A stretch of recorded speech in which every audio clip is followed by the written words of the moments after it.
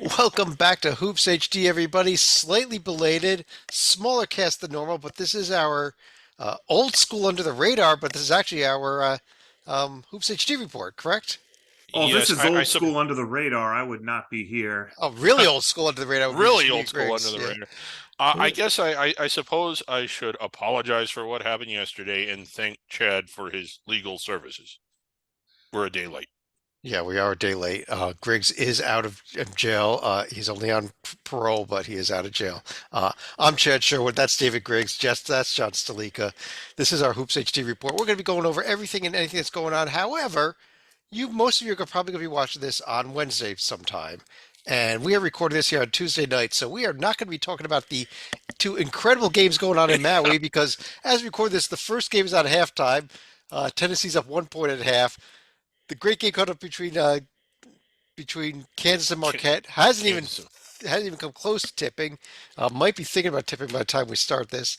Uh, Sorry, we're not going to talk about those. We can talk about every other game that's happened up through Yeah, now. we'll certainly Because talk about yesterday's games in that yes, tournament. Monday's game. So, and we will Yeah, preview.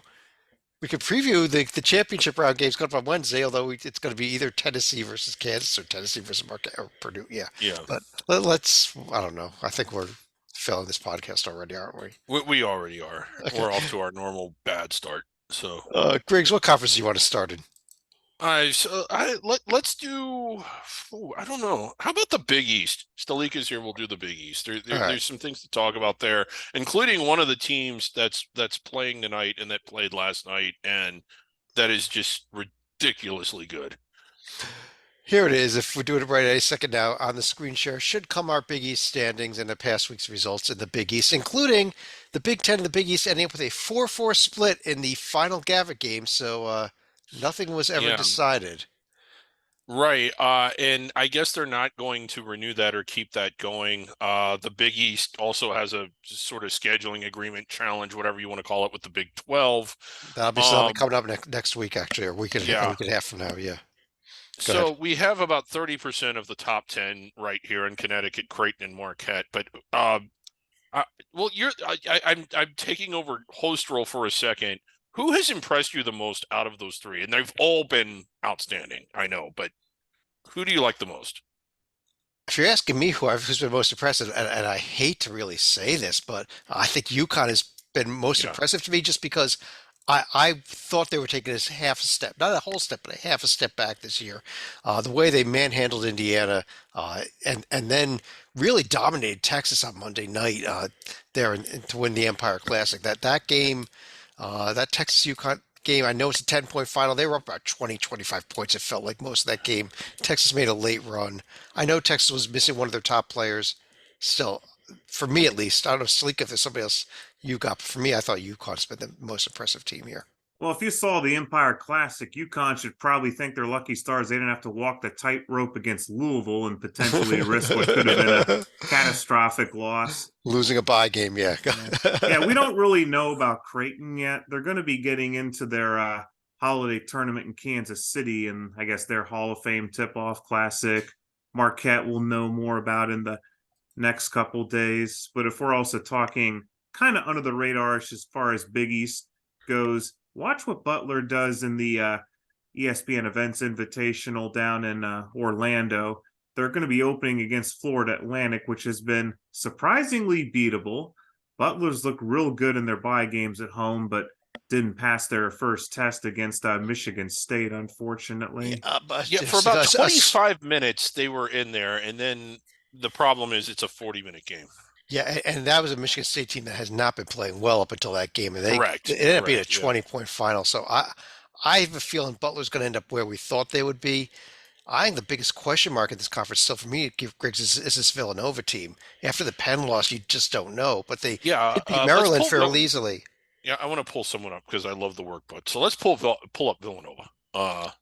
And Just for Slico, we got Miami of Ohio on the right. But let's look at the left Well, here. it's supposed to say yeah, Mother Miami. yeah. And you can kind of see, and I realize that like the G and G Joby are our metrics guy is in Australia right now. I guess he got tired of winter or something and just wanted to go where it was summer. So the updates are a little slow in coming, but They're a couple days old right there in the J&G. The Ken Palm numbers are from this morning though that you see here. yeah, Uh, the we don't, RPI, the BPI and the SOR are also current as of today. But you see right? what they've got here. They've got Villanova's got the Texas Tech. Then could be Carolina. Then could be either Michigan or Memphis or Arkansas. Yeah, so we're Yeah. gonna find a lot, aren't we? We are, and have we found out something already? And I've been beating the Kyle Neptune drum ever since last year. I thought that I thought that their, string of or lack of success last year was due more to injuries and circumstance than it was to Coach Neptune. I really thought that he would have a breakout year this year, and he still could. But this year, they just haven't shown out. I mean, the win against Maryland looked good at the time, but the problem is Maryland is terrible. We're going to get to them when we get to the Big East. And Yeah, they look at that. It's a quad four win right now. It yeah, doesn't even they count. won 4. And Too losing early for those numbers. yeah, losing to Penn just isn't good. I can understand the grumblings in Nova Nation right now. Slick, real quick, what about your Musketeers? What about Xavier? I guess it was a long flight out there to when they played Washington because that kind of surprised me. I thought they would beat the Huskies. Well, the expectation was they were going to go 1-1. We didn't think they were going to go this type of 1-1 right here, where they would play a 50-50 game against Washington and end up missing a bunch of free throws. It ended up costing them against the Huskies right here. It may have been a blessing in disguise because they got matched up against the St. Mary's team that will probably be better as the season goes, but clearly they have not figured themselves out this year. And Sean Zay, Miller continues his hex against Randy Bennett and the Gales. could part of it be that Washington's a little better than we thought? I actually, not that I like taking up for Stalika's alma mater. I was kind of impressed with how We just went to the wrong screen there. There we we go. just went to the complete wrong screen. There I we was go. actually impressed with how Xavier played in that event overall. I was disappointed in St. Mary's. I was shocked with Washington, and I thought Xavier. I guess I just didn't have expectations for them this year, but Xavier hasn't looked terrible. Even against Purdue, they didn't look terrible. But I think the big question about Xavier is just so many unknowns with one returning player of note and just about 10 newcomers that you're trying to mix together. And you throw in Lazar Djokovic, who didn't play the first 2 games because of, I believe it was a hand injury, and started getting some playing time in the Las Vegas tournament. Yeah, Yeah, real interesting upcoming schedule. Xavier's at home for the next 6 consecutive games. A couple cupcakes in here, but you've also got, in addition to your Cincinnati game, you've got the huge game against Houston on December 1st. So yeah. I don't we're gonna think they'll find get out. that one, but But I mean, it's a home game though, so you never yeah, know. Yeah, this is not a game where Xavier can afford offensive slip ups, to say the least. And here's an upcoming schedule. We already mentioned what Marquette's got tonight, and most notably what they're going to have on Wednesday here in either the championship or the third place game. It's just crazy that between Marquette, Kansas, Tennessee, and Purdue, one of these teams is going to lose 2 back-to-back games right now yeah. at this point of the season, and they're going to be the 2 best losses anybody has in the nation. Yeah, and I mean we've got a 1 versus 2 potential in Maui. But Marquette is another team that is just insanely good. They've already been tested. I thought that UCLA, just because of the contrast in styles and how UCLA likes to grind, that they would really give Marquette fits, and they did, but they figured out how to beat a team that they don't necessarily match up with wise in terms of tactics. And I was kind of more impressed by that than what a lot of people probably were. That was just a great basketball game, and it kept me up all night long. Luckily, they had a TV in jail. There's the rest of the upcoming schedule that you can see there on the screen, including Seton Hall with USC and then either Oklahoma or Iowa in their event on Thursday and Friday. It's another team to look out for there. Pirates are 4-0 for what it's worth. And we'll also Yeah. get into this later in the show. Xavier better not overlook Brian on Friday. Let's jump over to the Pac-12 conference, though, because we were talking about Washington. Are they better than we think they are? Are they not better than we think they are? They did lose that game to San Diego State. Yeah. But San Diego State is top 20 good. I don't think Washington's that good, but I think they're maybe top 50 good.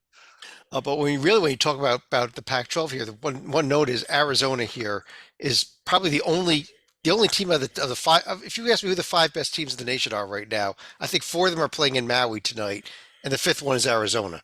Uh, Yeah, fair. so, uh, and Arizona right now has the best win of anybody in the nation. Their win at Duke. I think that the combination of back-to-back wins that somebody's going to get here in Maui might top Arizona, but. Uh, Griggs, what else about the Pac-12 in the past week? Is there anything that you've really seen good other than Arizona, being up a couple cupcakes? Good. I would say, yeah, UCLA and how well they played against Marquette, and I think while they dined at the pastry cart before the Maui event, I really think they're going to be good this year. They're always good defensively. I don't know what it is about Mick Cronin coach teams, but they always seem to end up exceeding any and all preseason expectations. And I think we're going to see that from UCLA again. They get Gonzaga tomorrow. UCLA and Gonzaga have played each of the last 4 years, despite not How about that scheduling each how about other. that for a fifth place game in an event, UCLA Yeah, versus Gonzaga? yeah, That's how ridiculous this Maui field is. right. And that's going to end up, I think, being a really important game on both of those teams' resumes. The fact that it's a fifth place game, we harp on this all the time, doesn't mean anything to the committee. It doesn't get classified as that. It's the same as if they were playing in San Francisco somewhere. That's what I've seen that's good. Well, let me let's talk about the bad with Salika, and Yes. notably Okay. with Colorado breaks into the top 25, Oof. and then, they were mediocre Pulled them up. against Richmond Yeah. yesterday, and then the championship of their event there today lose. There was close, but they lose to a Florida State team that we don't think is that good this year. Well, clearly Colorado needs to be at altitude to be any good, it would appear right here. Now, granted, we've probably been had our heads a little poisoned because of what Florida State did last year, even though the Noles did finish the season a little bit stronger relative to where they began.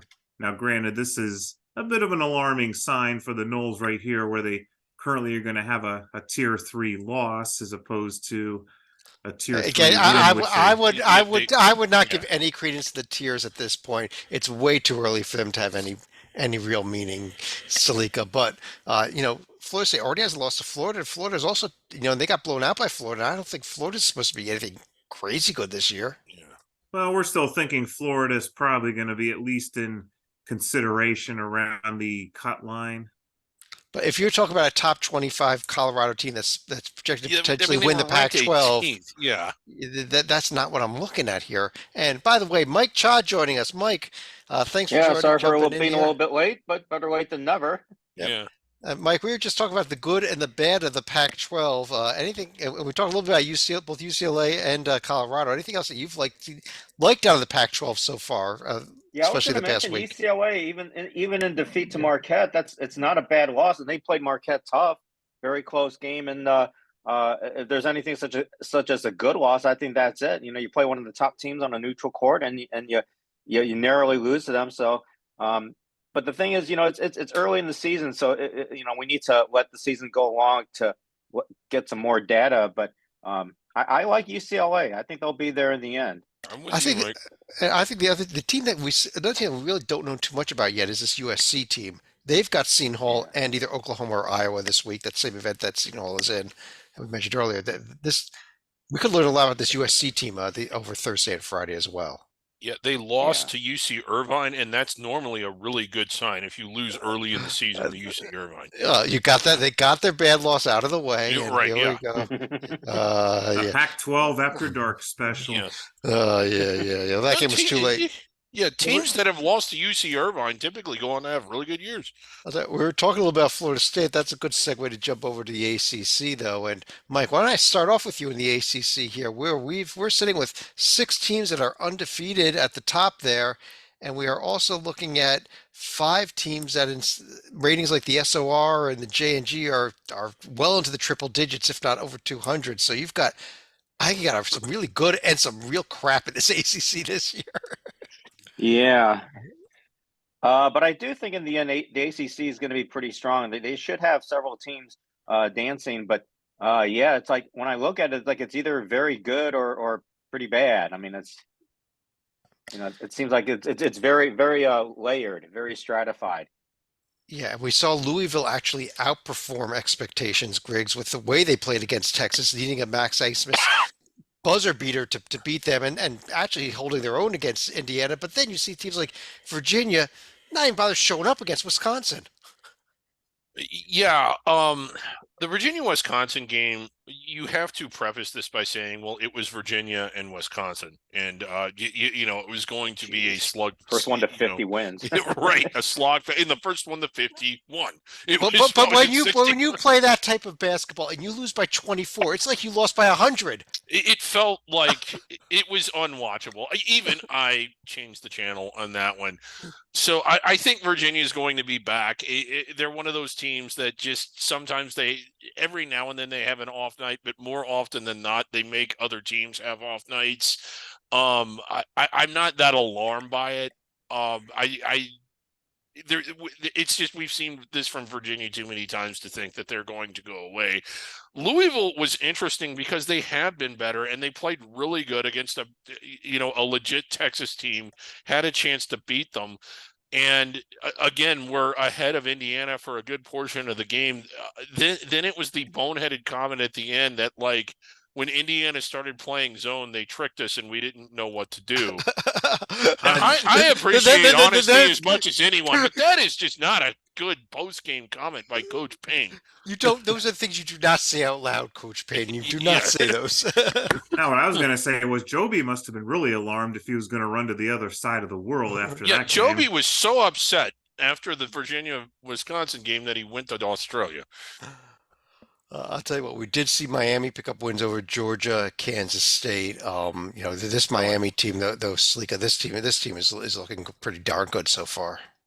Well, Miami had 2 games to showcase themselves down in the Bahamas against Georgia and Kansas State. So the Canes looking like the class of the ACC right now.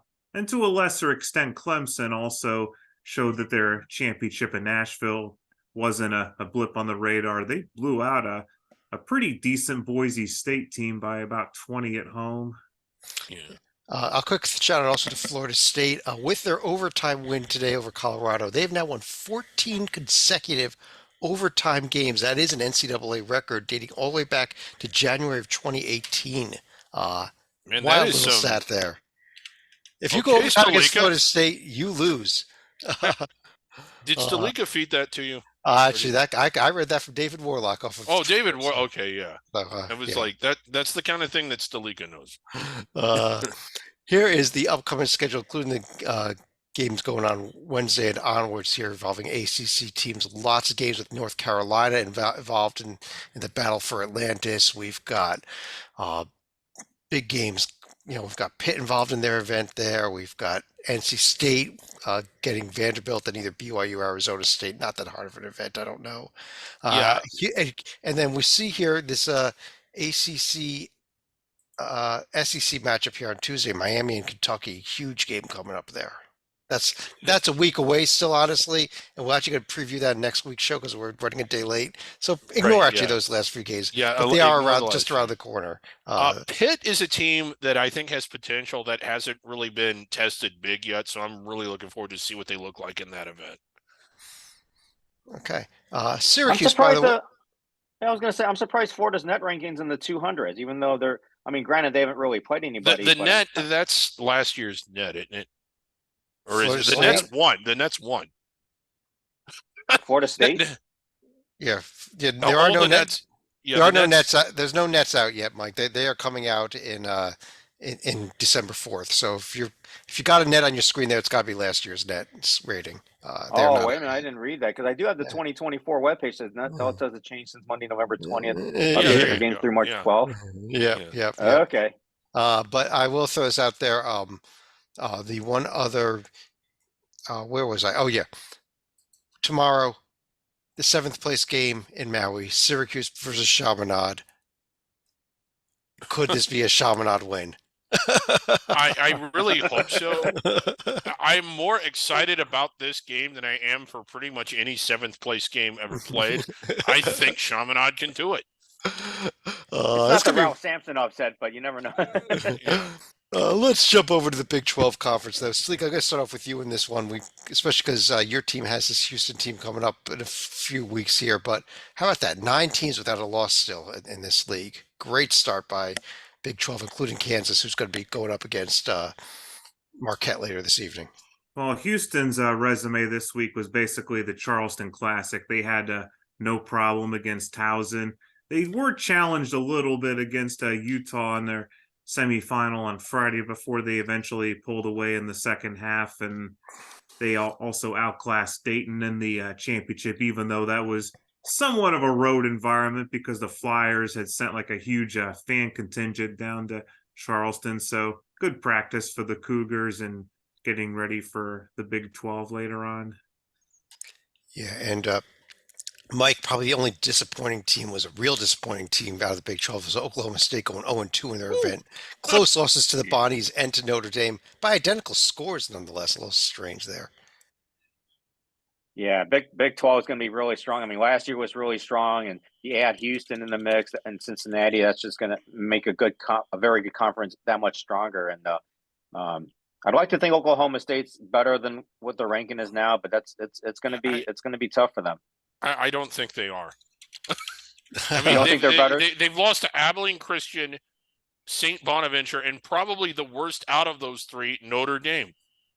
Wow. Also disappointing news for West Virginia today. Raekwon Battle, his appeal was also denied by the NCAA. He will not be playing this season. There was a very strong statement by West Virginia that came out that said this was ridiculous, that his waiver to play this year was denied. But waiver denied, appeal denied.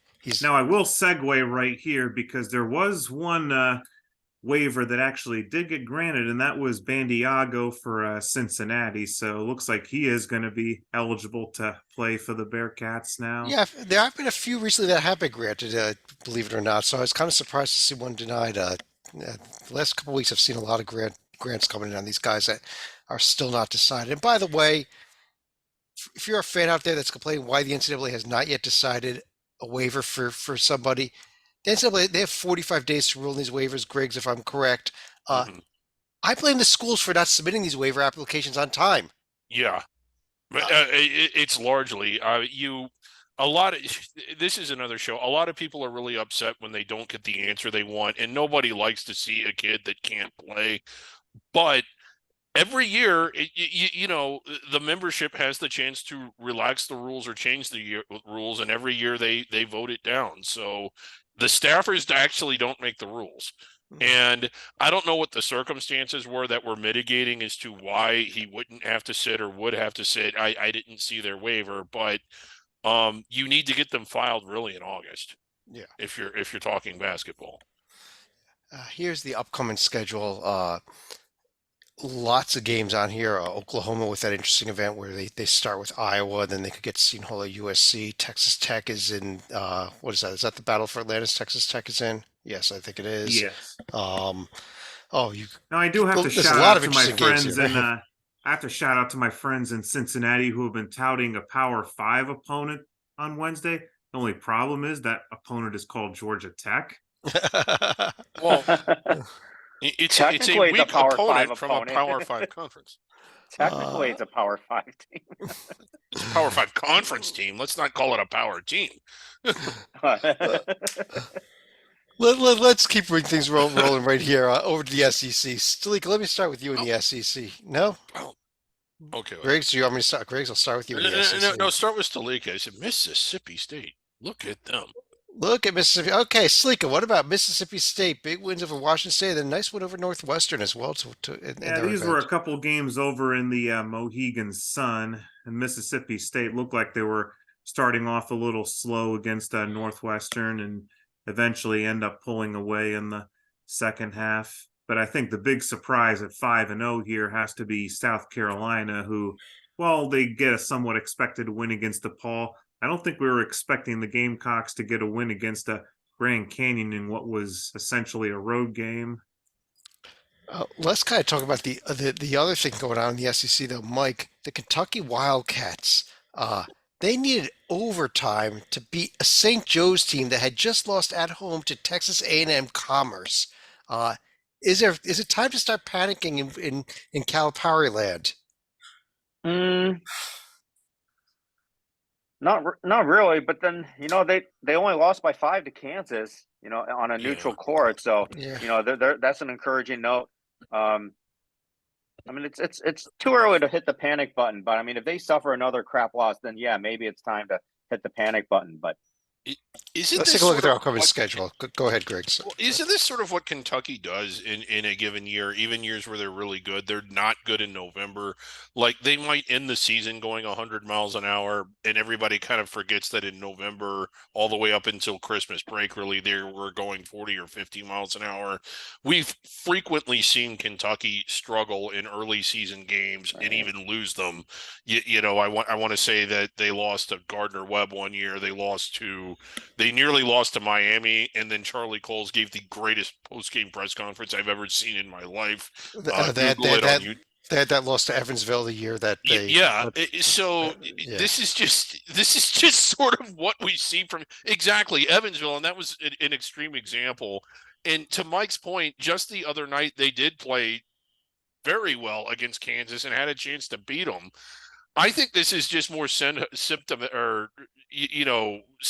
of Kentucky being just who they are in November, very wildly inconsistent. Well, the all the Griggs, way up until next Christmas. Tuesday's game will be key. The ACC SEC Challenge. They Yeah, host Miami of Florida. yeah. yeah. Griggs, let me ask you that. If we're not panicking on Kentucky, are we panicking on Arkansas with a home loss to UNC Greensboro?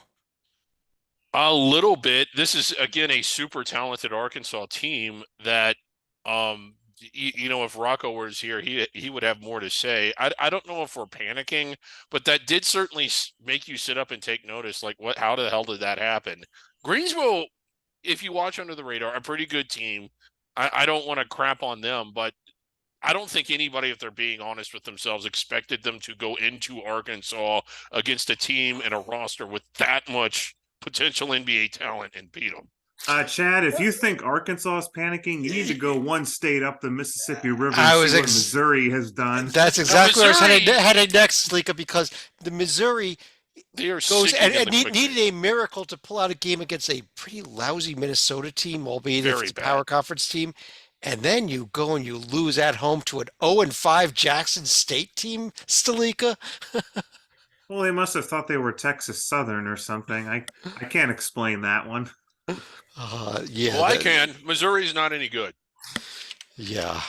So there's here is an upcoming schedule. Tennessee, Purdue. As we record this, we mentioned that, and then Tennessee's got the big game tomorrow against either Kansas or Marquette. But rest of these games, we've got A&M is in an event where they may end up matching up with the Florida Atlantic, which Ooh, that's a good may game. may not be as quite as good. We'll get to Florida Atlantic here in a few minutes, but still could be a really good game on Friday if we do get that matchup. Right. But yeah, Missouri and Oklahoma State, I'm kind of putting them in the same box right now. And A&M actually on Sunday would be the final round of whichever. Is that the ESPN events one there? Slicky, you probably know that answer. Well, I I'm think that's sorry. ESPN. I'm focused on this college football playoff spoiler between Alabama and Ohio State on Friday, even though it's really the Emerald Coast Classic. Okay. Alabama, Ohio State on Friday. There's one for you. Yeah, Alabama is good. Wow. So lots of good games here on tap over the course of the next week here in the SEC as well. And what are we left with? Oh, how about a little Big Ten action? Mike, you're the Big Ten guy. How about the Big Ten down to only 3 undefeated teams, And one of them is Nebraska. One of them is Nebraska. Another one is Purdue, who to remain undefeated is going to have to hold on against Tennessee tonight and beat either Kansas or Marquette tomorrow. So Michigan could have done their part on Friday, but they laid an egg against Long Beach at home. I was at that game, and it's like they played matador defense, and they don't box out on a missed free throw. It's like, that was a stunning result, and it came just days or hours after we got through praising Michigan for how well they had looked going into that game. Yeah. So thanks a lot, guys. Yeah, only 3 undefeated teams. I mean, Purdue, I think Purdue is the favorite. Michigan State was supposed to be up there, but they've struggled, and they got a key game against Arizona tomorrow. I believe that's actually Thursday. It's the regular season. I like Purdue in the regular season. When it comes to March, okay, they'll fold their tents, but at least in the regular season, I like Purdue. They should be the favorites. Nebraska, I'm like, That's fool's gold. Well, here's a question for, well, Mike and, well, all of you. Like, when you look at the Big Ten, the records aren't bad. I mean, all but three teams have just one loss. But when you look at the quality of the wins, Nebraska hasn't beaten anybody, certainly. Penn State hasn't really either. Purdue has. But when you start to look at the quality of wins, they just haven't amassed them yet. Anybody outside of Purdue, Yeah. nobody really has. Well, then you also look at Yeah. a team like Indiana, who's 4-1, but they've had to sweat bullets in They a couple of have, their games yeah. at home. And yeah, I mean, how many It of makes those you wins? it makes you wonder about the quality of the Big Ten. Maybe it's a down year for them as a whole. Yeah, because if like 80% of your wins were at the pastry cart and they were home bye games, that's not building a resume. That's not doing anything. Mhm. Yeah, well, I'll tell you what, with these events, Michigan getting started off with Memphis and then the Arkansas, Stanford. We got Iowa in an event that we mentioned earlier with Oklahoma and then maybe USC. Yeah. We've got Wisconsin's got a game against SMU coming up here in the championship of that event that they're in. We've got that Michigan State Arizona game on Thursday. And Huge one. Whiskey did beat Virginia. Yeah, That's a neutral court game there between Michigan State and Arizona. There's a lot. The Ohio State Alabama Friday, we already mentioned that. A lot coming up this week, where these Big Ten teams can maybe finally start proving themselves a little bit here. Yeah. Right. These non-conference games are so important because that shows your conference strength. Yeah, and especially in the year we no longer have the ACC Big Ten Challenge, so this is the week Right. to do it. They're not going to get another really good non-conference chance, at least in an event or a scheduled event here. There's the rest of that schedule as well coming up in the Big Ten. Did I miss anything important here, Sleeka? Maybe can Nebraska keep going against Duquesne at home tomorrow night? Well, that's actually going to be a little bit of an intrigue as far as Duquesne goes right here. Now, the Dukes have only had one loss themselves, but that's going to be The game they probably sort of the blew it. Yeah. stiffest test Nebraska has had so far, which is not saying much. Yeah. How about circling Western Illinois and Illinois? Western Illinois beats somebody every year, don't they? Yeah, they do. It's normally a Big Ten team. Yeah. Let's jump out to the West Coast Conference where we saw Gonzaga. We mentioned earlier they did suffer that loss to Purdue. They played decent against them, bounced back, crushed Syracuse tonight. Interesting game tomorrow against UCLA. Anybody? Mike, how about you?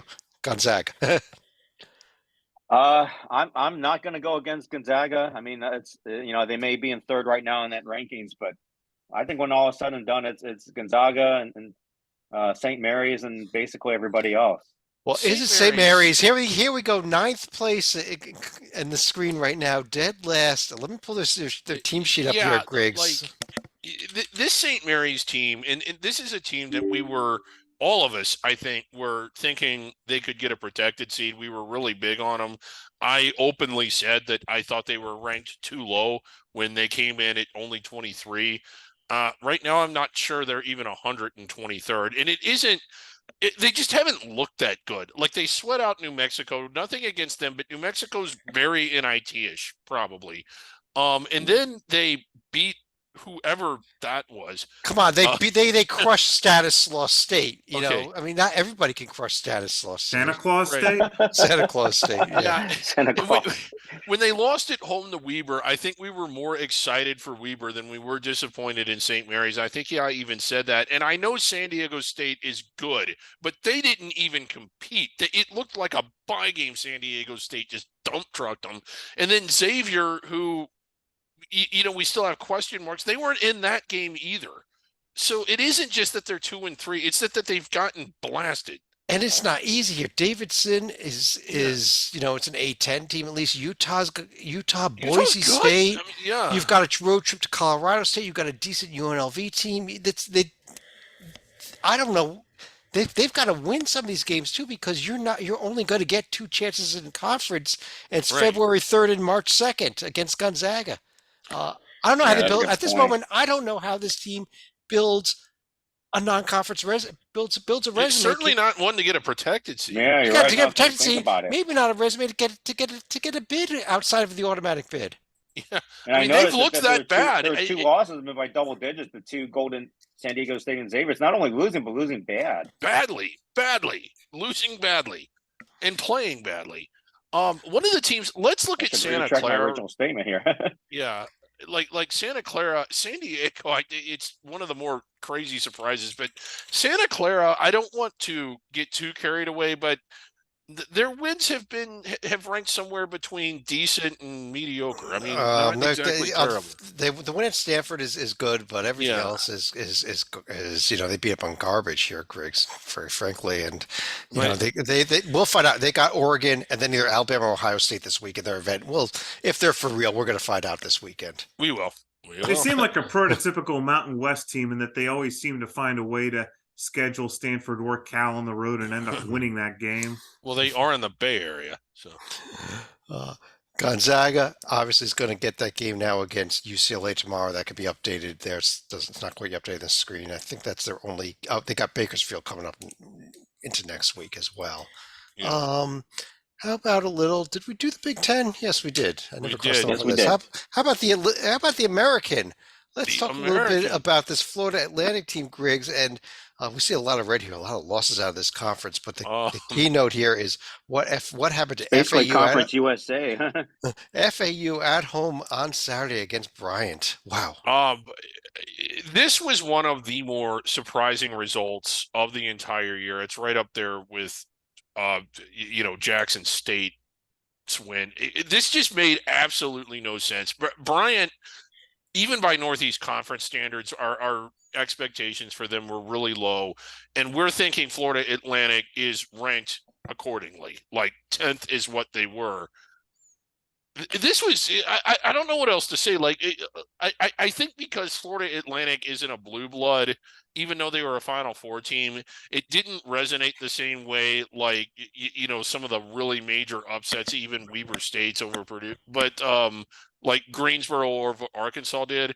But was this a much bigger upset? Because Greensboro at least plays in a pretty good league, and we think we'll do pretty well in that league. Was that the biggest surprise of the year so far? Bryant going to FAU and winning. Well, there were scattered losses by Florida Atlantic, but they never had a bedwetting at home like this. Yeah. Yeah, I don't know. I was shocked. I'll just put it that way. I'll also note here SMU, a decent, solid win over West Virginia, especially the way they won that game. Tulsa's undefeated. Memphis now into the top 25 in the coaches Memphis, poll there at very least. good Memphis team, But yeah. I don't think this Memphis team has really been tested yet either. Yeah. They Well, will get tested again this week. Oh, Michigan, they won it. Arkansas, or Stanford. Chad, I must correct you. They played against Missouri. They have not been tested. Memphis is in the battle for Atlantis. They will be tested this week. Yeah. Absolutely. We're going to learn a lot about this Memphis team. I'm not sure what else we're really looking forward to as far as this week's schedule here. Whereas FAU, obviously in their event there, they start with they've got they got Butler there, and then possibly Penn State or Texas A&M. So those are the games to look forward to here in the American. How about a little Mountain West action here? Mike, we've got actually, you know what? We'll do a quick little refresh here. We're going to give Utah State an extra win that they just picked up. If this works, they should add one in there. It is up to 5-1 now. Yeah. Fresh off a championship just moments ago, winning the Cayman Islands Classic Championship with a 30-point dominating win over Stephen F. Austin. But our Mike, colleague Joey Fullerton on vacation in Australia, he and I were speaking. He said he just needed to get as physically far away from the Mountain West as he could. So, Mike, when I look at this, unlike the American, I don't see a lot of red on this last week's results. I see a lot of wins this conference have taken, even if it's not over too many great teams. That the conference is picking up non-conference wins, aren't they? Yeah, I mean, granted, the caliber of wins haven't exactly been the best, but a win is a win, and that's a lot more than I can say for than other teams. So it's good for the Mountain West, good for the conference in general that they're picking up wins, even though it's not against the best of teams. But a win is a win. Yeah, but Grace, you look at this. Wyoming has wins over Charleston and Furman this past week. Utah State over Akron. These are not name brand wins, but these are quality wins. Yeah. Utah State over Marshall in there. These are quality. Utah State has been playing really well. They beat Stephen F by 30. Yep. Yeah, they did in a pretty good SFA team that they really showed out in their event. And like we said during the conference preview, the only thing that they returned from last season was the laundry. It's a completely new team. I just wasn't expecting them, but they have looked really good. Now, if you want to talk about another unexpected result, look at what San Diego State did in the championship against Washington. They had to win a shootout. It wasn't a rock fight like the Aztecs usually win. They nearly gave up 100 and still ended up beating the Huskies. Uh, Yeah. Fresno State, they've got a game tonight against New Mexico State that is actually going on as we record this show. They could end up with a really interesting game against James Madison if they beat New Mexico State tonight in tomorrow's championship game of the Cancun Challenge. Yeah. James Madison with a nice win. We'll get to JMU in a moment here. We'll get Also. to JMU, and we'll look at them closely when we get to them. Colorado State, very interested this week as well. They got BC and then potentially Creighton on Thursday. If they have anything, hey, circle that Creighton game. Also circle Boise State's event here with Vatek or Iowa State or VCU in there. Mm-hmm. Wyoming at Texas, Point Loma at San Diego State. We going anywhere else here? Yeah, this is a conference that's performed very well, and that's setting itself up for really good metrics and multiple bids. And Joby can't take it. He just left and went to Australia. We have one more conference to get to. Before we get there, we mentioned them. So why don't we go straight to this James Madison team? We are going to mention them really briefly here because they are in the top 25 of the AP poll, coming in number 22 this week. Pull up their team sheet, Chad, because there's yeah. Let's look at James Madison. And I don't want to take anything away from them. They are certainly richly deserving of the ranking and the attention they're getting. They won at Michigan State in overtime. They won at Kent State in overtime under incredible circumstances. Double overtime. Double overtime. Yeah. Behind double digits today against Southern Illinois, who, if you're wondering how good they're going to be in the Missouri Valley, the answer is probably not very. Struggled with Radford. Struggled with Radford. And you start to wonder, is this the 22nd best team? Are there other under-the-radar teams as good or better than them that just don't have the big brand name wins? Well, and I'll throw this out there, Griggs, also. The road win in Michigan State's what's carrying them. Yeah, because if you look at the rest of their schedule, other than tomorrow's game against either Fresno or New Mexico State, they should, yeah. But there is nothing left on here that really stands out. You've got the Sun Belt play. You've got Keystone, Hampton, Coppin, Morgan State. The TBA is probably the most interesting game. That will be a home game against a Mid-American Conference team, probably the best team in the Mid-American Conference. They will set those matchups in January. Please tell me that is the Keystone Cops they are playing. Yeah. It is the Keystone Cops they're playing. They had so much time filling out the schedule here. That first game against Old Dominion is a non-conference game. They're going to play Old Dominion 3 times this year. I don't even understand that one. But wow. Well, yeah, I guess because they didn't. And Old Dominion, not a bad team. Southern Miss, not a bad team. I mean, are they going to be favored in all those games, or could they be? I think they will. I don't think they're going to win all of them. But yeah, they could really bloat out their record. And again, their schedule has been hard, and they've won all their games. But I just want to say that maybe we shouldn't be getting too carried away. This isn't this year's FAU, I don't think. Fair enough. Why are they playing Old Dominion 3 times? It's a scheduling issue, and that first ODU game is considered a non-conference game. Yeah. I don't know the answer for sure, Mike, but sometimes, especially in the Sun Belt, where they have limitations on how many non-D1s you get, I don't think the Sun Belt allows for any. I'm thinking this may be an old CAA they're playing with Plume, though. Yeah. JMU is playing with Plume. That's a non-Division I game. Okay, whatever it is, but it probably could. The most likely answer is that neither team could find a D1 opponent at the time and place they needed one, so they just agreed to play. Now let's go with our final conference here that we haven't hit yet. And Sleeka, let me start with you on this one. It's the Atlantic 10, still above the radar for now. May stay here. They picked up a few decent wins here. Duquesne not looking bad. Dayton got the win over St. John's. And how about those revolutionaries from George Washington, undefeated?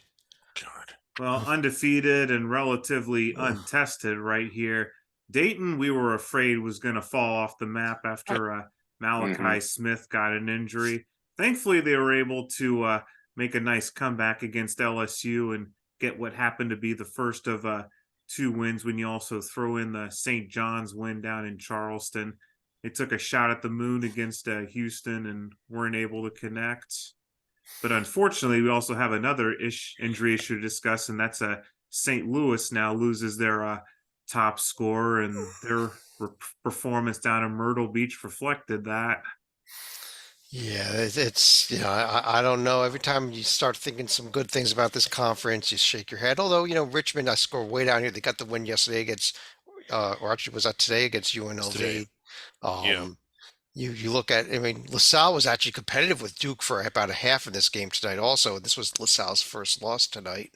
Uh, Yeah. I but still I like the liked Duquesne and even though they're down there, the Bonnies too, though. Go ahead, Griggs. Yeah, I was going to say I do like this Duquesne team. I like them more than the rest of the conference, which I realize isn't the highest of bars. But I think that they could be sort of a fun and unique story. It's not that they don't have a tradition of winning the league; it's that they have a tradition of finishing near the bottom of it all the time for the last 30 years. They are good. They did lose to Princeton. They were right in that game. They had a chance to win it. Maybe they should have won it. But if there's anybody at all that I think has met the expectations of looking like an NCAA tournament caliber team, they're the only ones. Yeah, if you look at what else is coming up here, obviously we mentioned this Duquesne Nebraska game coming up tomorrow. That'd be it's a really interesting test Yeah, actually for Duquesne. it Uh, is. Yeah, and they uh, should if they're as good, if they're a tournament caliber team, they need to win that one. yeah. As far as the rest of the schedule goes, notably, Dave. Well, I guess Davidson at St. Mary's. You mentioned that VCU. If there's anything there, the team is 3-1. They got to find a way to get at least one, maybe even two wins in this event, which is not an easy event here with all these teams like Florida Atlantic and Butler and Penn State and the likes. Mhm. Um, is that the last of our conferences? I think it I is. believe it is. It If that is. is, then let's go ahead and let's pull this down here and let's run to any other final thoughts. Sleek, I want to start with you. Any other final thoughts on what we've seen this past week and what's coming up ahead here with Thanksgiving? Well, with feast week in full mode right here, we're starting to see some fields leak out some of their fields as far as 2024 goes. You look at the Maui Invitational, and hopefully they actually return to Lahaina next year. They should have, let me take a look. They're going to have UConn, North Carolina, Michigan State, and Iowa State headlining their field. You look at the battle for Atlantis that's going to be next year. You're going to have Arizona, Gonzaga, Indiana, and Creighton in there. And here in Xavier land, we just heard about the Fort Myers tip off, which is going to include Virginia Tech, South Carolina, and also Mike's team in Michigan. So will we see you down in Fort Myers next year? There you go. Mike, any other final thoughts? Yeah, I mean it's early in the season, but it's never too early to have good basketball. Just like yesterday with UCLA and Marquette. I mean, I'm looking forward to the Arizona Michigan State game. I know Michigan State's been scuffling, but I give Tom Izzo the benefit of the doubt. I think in due time he'll have it figured out. But I'm looking forward to the Arizona Michigan State game among many other matchups. I'm looking forward for sure. It's not just football for Thanksgiving. College basketball has its place too. I'll tell you what I'm not looking forward to. I got to get some sleep at some point tonight here. Yeah, When we started this podcast an hour ago, we were at halftime of the Tennessee Purdue game. There's still 9 minutes left in the second half. I don't know what's going on in this game, other there's than a the lot fact of that whistles, a lot of it's moving at a fouls. Yeah. snail's pace here, and we got another game to go half hour after this one ends. So I'm looking at another. I didn't wait up till 4 a.m. yesterday for the SoCal games, but we're looking at another night like that tonight. Well, maybe it is Uh, a true Final Four because commercial breaks are probably taking 4 to 5 minutes now. Yeah. But Griggs, why don't you finish off the show here? Um, again, like this is such a crucial week of the season, and we're sort of firing blanks after this week. The cue ball will have broken the balls on the table apart, and the season will have taken a shape. It will continue to change shape as it plays out, but it will at least have one. this is when you really, I think that these events, because you see a lot of games on neutral floors where teams are challenged. It's just a great way to learn about teams. You don't really get that from home buy games. You certainly don't get it from home buy games. So to me, all these different events and all the brackets way up there are just really fun. If you do what we do with the podcasts, the daily write-ups, this isn't something that most people realize, but I know we realize it. There is more basketball the first 3 weeks of November than there is during championship week. It's really not even close. In championship week, at least teams get eliminated as you go along. Yeah, you don't get It's true. third place and fifth place and seventh place games in Yeah. championship week. On the other hand, That's true. we are going to have a great fifth place game in Maui tomorrow. We're going to have Yeah. a great third place game that could be against two teams that next meet in the championship game at the end of the Final Four. So that's how Yeah. crazy this is. And as you guys know, that in the long run, they're not, when you evaluate the games, they're not going to say, well, that was a seventh place game. They will not. They will not. That's a very good point, Mike. And the other thing about November, there is no other week during the year where you have 11 a.m. tip-offs and games going on past 3. There was 19 straight hours of basketball yesterday. That Cal game was not over until almost 4 in the morning. About the only thing we're missing. I kind of missed the bracketology 24-hour marathon. I remember updates they from used to do Lunardi. Right? Yeah. Okay. On that note, so we're all talking over each other, so I completely lost what anybody said. Let's get out of here. On behalf of David Griggs, Mike Cha, John Salika, I'm Chad Sherwood. Thanks for joining us. We will be back Thursday morning for an Under the Radar show, so it should be posted probably early afternoon or late morning Thursday. And then next week we'll be back to our normal Monday, Wednesday schedule.